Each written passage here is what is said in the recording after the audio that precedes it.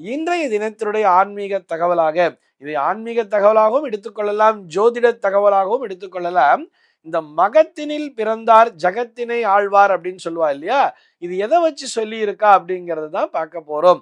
பொதுவா ஒரு குழந்தை மகா நட்சத்திரத்துல பிறந்துட்டாலே உடனே எல்லாரும் சொல்லுவா, ஆகா மகத்துல பிறந்திருக்கா, மகத்துல பிறந்தா ஜகத்தினை ஆழ்வார். அதே மாதிரி பரணியில பிறந்தா கூட என்ன சொல்லுவா, பரணி தரணி ஆளும் அப்படிங்கிற மாதிரி எல்லாம் சொல்லியிருப்பா இல்லையா. இதே மாதிரிதான் மூல நட்சத்திரத்துல பிறந்தா கூட ஆண் மூலம் அரசாளும் அப்படிங்கிற மாதிரி எல்லாம் சொல்லி இருப்பார்.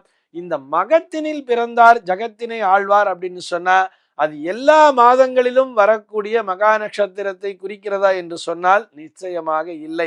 மகத்தினில் பிறந்தார் ஜகத்தினை ஆழ்வார் அப்படிங்கிற அந்த பழமொழி எதனை வைத்து சொல்லி இருக்கிறார்கள் சொன்னா, இந்த மாசி மக நாளிலே பிறந்திருந்தால் மட்டும்தான், இந்த மாசி மக நாளிலே பிறந்திருக்க வேண்டும். இது போக இன்னமும் அந்த மகாமகம்னு சொல்றா இல்லையா, அந்த மகாமக நாளிலே பிறந்தவர்கள் சர்வ நிச்சயமாக ஜகத்தினை ஆழ்வார்கள் அப்படின்னு சொல்றார்.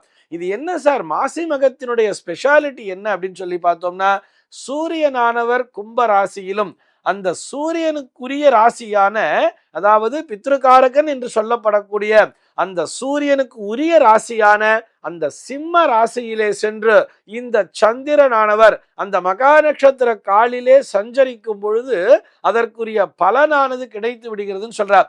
பெரும்பாலும் இது பௌர்ணமியை ஒட்டித்தான் அமைந்திருக்கும். பௌர்ணமி நாளில பிறந்தாலே அரச யோகம் உண்டு அப்படிங்கிற ஒரு ஜோதிட விதியானது சொல்கிறது. இதிலும் அந்த மகாமகம் அப்படிங்கிறது எப்ப வரும்னு சொல்லி பார்த்தோம்னா, குருவானவர் சிம்ம ராசியிலே சஞ்சரிக்கின்ற காலத்தில் தான் அந்த மகாமகம் என்பது வரும். மாசிமகம் அப்படிங்கிறது ஒரு பக்கம் இருந்தாலும் அந்த மகாமகம் என்பது 12 ஆண்டுகளுக்கு ஒரு முறை மட்டுமே வரும். அப்போ பார்த்தோம்னா சூரியன் கும்பத்திலும் அவருக்குரிய ராசி ஆகிய சிம்ம ராசியிலே இந்த குருவும் சந்திரனும் ஒன்றாக இணைந்து கஜகேசரி யோகம் என்றும் சொல்வார்கள். அந்த கஜகேசரி யோகத்தோடு ஒரு பௌர்ணமி நாளிலே பிறக்கும் பொழுது சர்வ நிச்சயமாக அவர்கள் ஜகத்தினை ஆழ்வார்கள் அப்படின்னு சொல்றார்.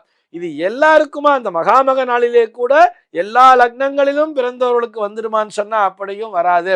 எப்படின்னு சொல்லி பார்த்தோம்னா, அந்த காலை பொழுதாகிய அந்த கும்ப லக்னத்திலே பிறந்திருக்க வேண்டும். அந்த கும்ப லக்னத்திலேயே பிறக்கும் பொழுது, லக்னத்திலேயே சூரியன் என்பவர் அமர்ந்திருக்கும் பொழுது அவர்களுக்கு அந்த தலைமை பொறுப்பு என்பது இயற்கையாகவே வந்து சேர்ந்து விடுகிறது. இது போக 7ஆம் இடம் எனப்படக்கூடிய அந்த சிம்ம ராசியிலே குரு சந்திர யோகம் என்பது இருக்கும் பொழுது, அந்த கஜகேசரி யோகம் என்பது இருக்கும் பொழுது, இவர்கள் அந்த 7ஆம் இடம் என்பது மக்கள் தொடர்பினையும் குறிக்கும். பொதுமக்களோடு இணைந்து பணியாற்றக்கூடிய தன்மையினை பெற்றிருப்பார்கள். அதனாலதான் எப்படி சொன்னான்னு சொல்லி பார்த்தோம்னா, பொதுமக்கள் பொது ஜனம்னு சொல்றோம் இல்லையா, அந்த மகத்திலே பிறந்தவர்கள் அந்த ஜனங்களினுடைய அகத்தினை ஆழ்வார்கள்னு சொல்றார். ஜனங்கள் பொது ஜனங்களினுடைய அந்த அகம் என்று சொல்லப்படக்கூடிய அவர்களுடைய உள்ளத்திலே இவர்கள் நீங்காத இடம் பிடித்திருப்பார்கள் அப்படிங்கிறது தான். மகத்தினில் பிறந்தார் ஜனங்களின் அகத்தினை ஆழ்வார் என்பதுதான் சுருங்கி மகத்தினில் பிறந்தார் அகத்தினை ஆழ்வார், அதாவது ஜனங்களின் அகத்தினை என்பது ஜகத்தினை ஆழ்வார் என்று திரிந்து இந்த பழமொழியானது இப்படி உருவாகி இருக்கிறது. மகத்தினில் பிறந்தார் ஜகத்தினை ஆழ்வார் என்று சொன்னால் இந்த உலகத்தினை ஆழ்வார் என்று எடுத்துக்கொள்வதை விட இந்த உலக மக்களினுடைய அந்த அகங்களிலே அந்த உள்ளங்களிலே என்றென்றும் வாழ்ந்து கொண்டிருப்பார்கள் என்பதுதான் அதற்கான பொருள். நம்ம இதை வந்து எக்ஸாம்பிளா கூட எடுத்து பார்க்கலாம். பொதுவாகவே மகா நட்சத்திரம் சிம்ம ராசியில பிறந்தவங்க அது எந்த மாசத்துல பிறந்திருந்தா கூட அவங்க கிட்ட ஒரு டாமினன்ட் கேரக்டர் அப்படிங்கிறது இருக்கும். ஒரு தலைமை பொறுப்பிற்கான அதிகாரத்தை அவர்கள் பெற்றிருப்பார்கள். அதற்குரிய அந்த தகுதியினை அவர்கள் பெற்றிருப்பார்கள்.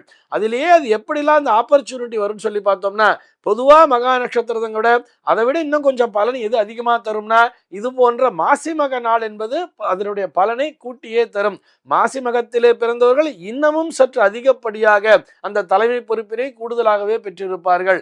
அதிலும் மகாமகத்திலே பிறந்தவர்கள் சர்வ நிச்சயமாக மக்களினுடைய உள்ளங்களை ஆள்பவர்களாகவே பிறந்திருப்பார்கள். இந்த தகவலோடு இன்றைய தினம் நான் உங்களிடமிருந்து விடைபெற்றுக் கொள்கிறேன். மீண்டும் உங்கள் அனைவரையும் நாளைய தினம் ஒரு சுவாரஸ்யமான தகவலோடு சந்திக்கிறேன்.